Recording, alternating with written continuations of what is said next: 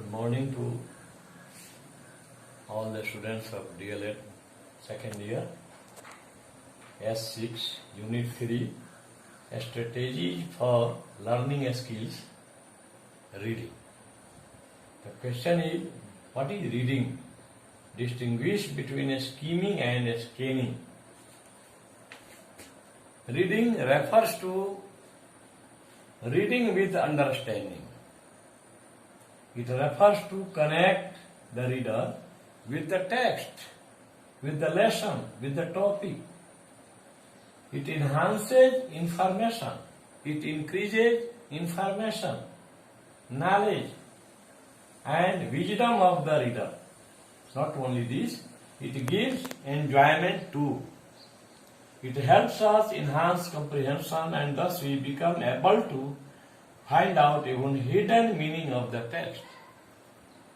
Reading से तात्पर्य समझते हुए पढ़ना है. If we read without understanding the meaning of the text, it is not reading. It is vachan. That is called vachan in Hindi. But in reading, understanding is essential. If we understand what we are seeing, is called reading. यह पाठक को text से जोड़ता है. यह सूचना, ज्ञान और बुद्धि की वृद्धि करता है. इतना ही नहीं, यह आनंद भी देता है. यह हमें समझ बनाने के लिए हमें योग्य बनाता है, और इस प्रकार हम जो छिपे हुए अर्थ हैं टेक्स्ट का, उसको भी फाइंड आउट करने में सफल होते हैं. There are two kinds of reading. दो प्रकार के रीडिंग होते हैं. एक skimming and second one scanning. Let us see the difference between these two with the help of following table. First one, skimming or skip reading. Skip मतलब होता है उछलना, कूदना. स्कीम माना होता है जैसे स्कीमर होता है.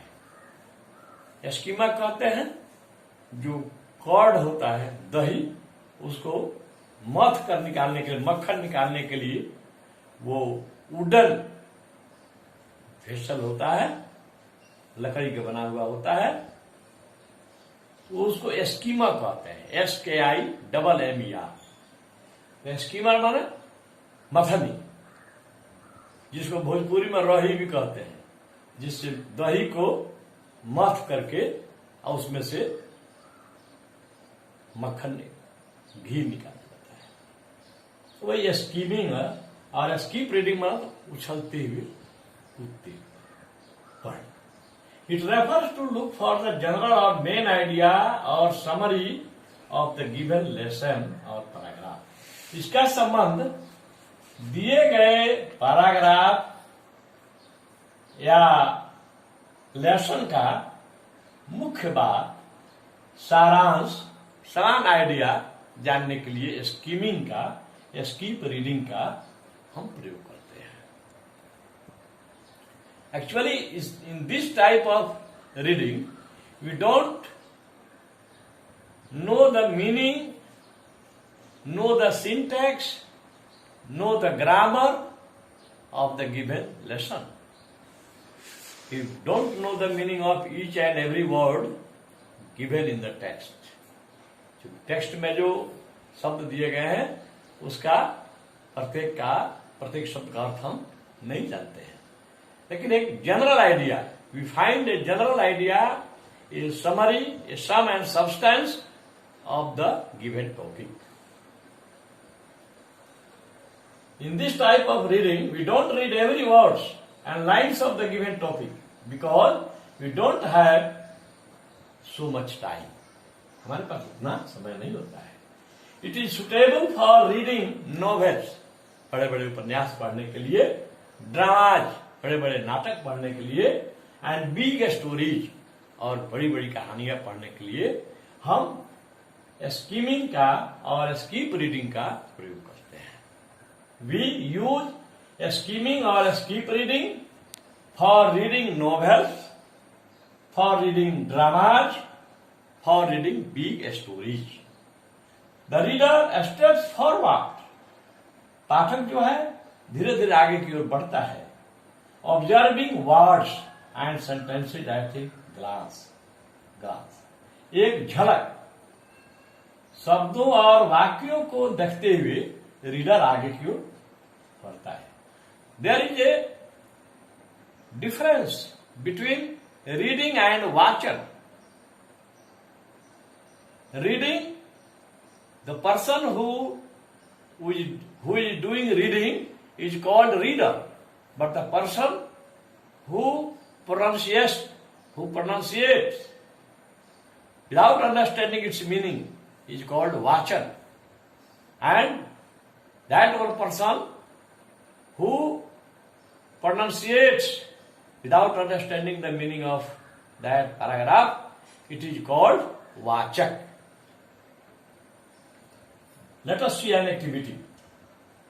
Suppose we have to read quickly the text of the House Sparrow, Lesson 3, Class 5, page 17-18, and do the following activity.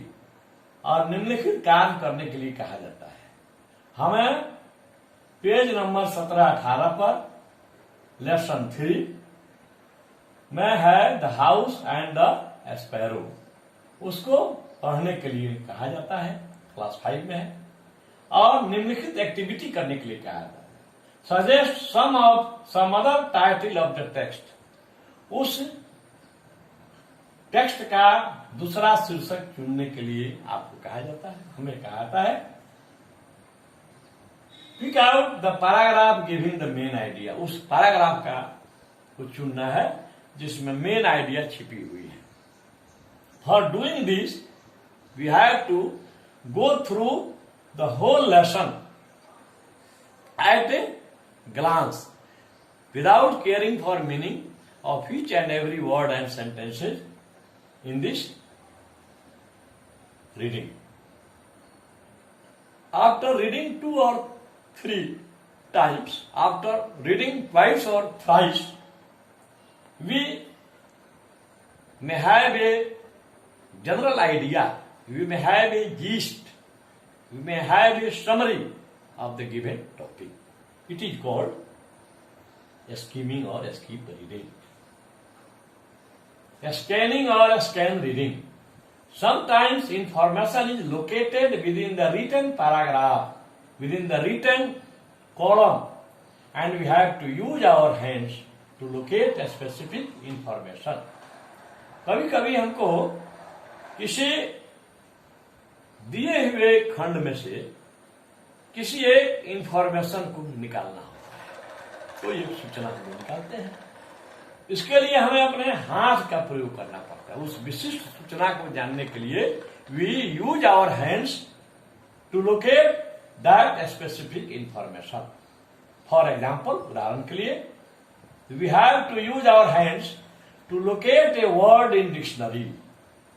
हमें अपने हाथ का प्रयोग करना पड़ता है। अगर किसी शब्द का मीनिंग जानना है, स्पेलिंग जानना है, तो हम डिक्शनरी का सहारा लेते हैं। सबसे पहले उस शब्द को, वर्ड का फर्स्ट लेटर देखते हैं, उसके बाद उसमें से फिर उसके बाद वाला जो है उसको देखते हैं। जैसे लोकेट का अर्थ जानना है तो हम पहले एल देखेंगे, तब ओ वाला उसी के साथ, एल के साथ ही वो कहाँ कहाँ है, फिर सी, फिर ए, टी, ई, एस, तब हम डिक्शनरी में, उसमें हमको अपने फिंगर का उपयोग करना पड़ता है to locate a specific information. For example, we have to use our hands to locate a word in dictionary, to read a train or bus schedule.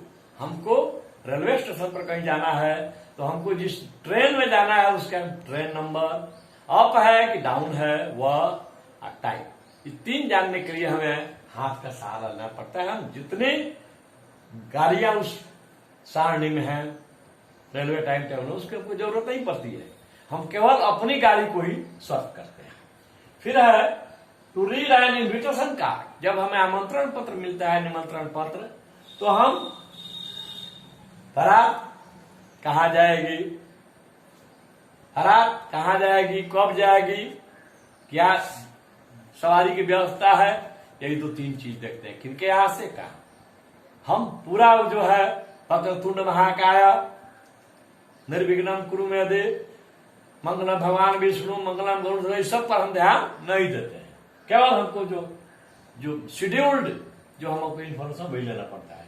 In short we will say that mention information on a notice board, invitation card or railway timetable is called scanning, because we don't read all written materials, we read a specific information only। हमको क्या सूचना चाहिए। Activity 2 में ये है, उसी में which sparrow had black patch on the throat, where do a sparrow make their nest। These two, for finding out these two questions, we don't need to read all the written materials. You will find it in either one paragraph or two paragraphs. Thanks.